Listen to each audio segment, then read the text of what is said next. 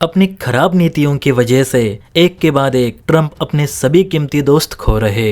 Trump ना सिर्फ दोस्त खो रहे बल्कि ज्यादातर देशों से जानबूझकर दुश्मनी भी ले रहे। जैसे कि ट्रंप ने 50% टैरिफ लगाकर भारत और ब्राजील को अपना दुश्मन बना लिया है। भारत और ब्राजील दोनों देशों के नेताओं ने ऑफिशियल स्टेटमेंट देते हुए कहा कि ट्रंप की मनमानी को स्वीकार करके हम अपने लोगों का नुकसान नहीं कर सकते। जैसे ट्रंप अमेरिकी लोगों को सबसे ऊपर देखना चाहते हैं, वैसे हम भी अपने लोगों को नीचे नहीं देखना चाहते। इसलिए अमेरिका से व्यापार करने के बजाय हम भारत जैसे अन्य देशों के साथ अपने ट्रेड डील्स को आगे बढ़ाएंगे। ब्राजील के राष्ट्रपति लुइस ने तो ये भी कहा था कि ट्रंप अमेरिकियों के लिए किसी श्राप से कम नहीं। अगर ट्रंप ज्यादा दिन तक सत्ता में रहे तो अमेरिका का डाउनफॉल निश्चित है। और लगता है कि ब्राजील के राष्ट्रपति की ये बातें कहीं ना कहीं सच साबित हो रही है, क्योंकि अमेरिका के और एक करीबी सहयोगी देश ने यूएस के बजाय भारत के साथ ट्रेड डील को लेकर घोषणा कर दी है, जिस पर ट्रंप को सच में गौर करने की जरूरत है।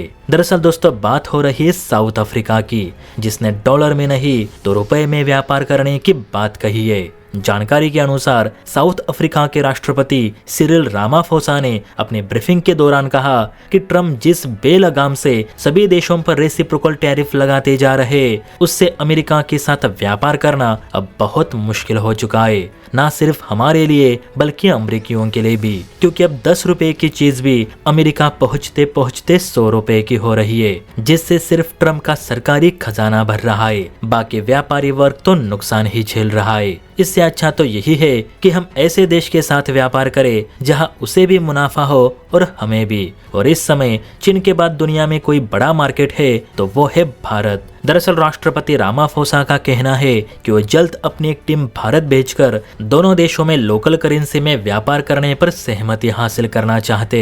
फिलहाल साउथ अफ्रीका का पूरा विदेशी व्यापार डॉलर में ही हो रहा है, जिसे लेकर उसे अमेरिका को भारी कमीशन भी देना पड़ता है। और अब तो ट्रंप ने टैरिफ लगा दिया है तो उसका चार्ज अलग से लग रहा है। इस समय ट्रंप ने साउथ अफ्रीका पर भी 30% टैरिफ लगा रखा है। साउथ अफ्रीका एक ब्रिक्स सदस्य देश है तो ट्रंप ने इसे भी नहीं छोड़ा। यही कारण है कि राष्ट्रपति रामाफोसा ने अब भारत के साथ अपने व्यापार को बढ़ाने पर जोर दिया है। आपकी जानकारी के लिए बता दूं कि भारत अफ्रीका का व्यापार $100 बिलियन तक जा पहुंचा है। चीन और यूरोप के बाद भारत अफ्रीका का तीसरा सबसे बड़ा निर्यातक देश है, जबकि अफ्रीका हर साल $40 बिलियन का साजो सामान भारत से आयात करता है। और 2030 तक ये व्यापार 2 गुना करने का लक्ष्य ब्रिक्स शिखर सम्मेलन में मोदी और रामाफोसा ने रखा है। इसीलिए अगर ये व्यापार लोकल करेंसी में हो तो बहुत से पैसे भी बचेंगे और लेन देन में भी आसानी होगी। और सबसे बड़ी बात कि हमें भुगतान के लिए अमेरिका को